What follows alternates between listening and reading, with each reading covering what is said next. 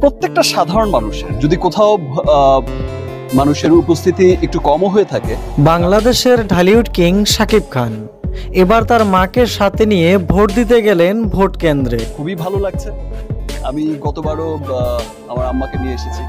সম্প্রতি এমনই একটি ভিডিও প্রকাশিত হয়েছে সোশ্যাল মিডিয়াতে, যেখানে দেখা যায় মাকে নিয়ে ভোট দিতে গেলেন ভোট কেন্দ্রে শাকিব খান। শাকিব খান বলেন, আমার আম্মাকে নিয়ে দ্বিতীয়বার ভোট কেন্দ্রে আসলাম আমি, এর আগেও একবার এসেছিলাম গতবার।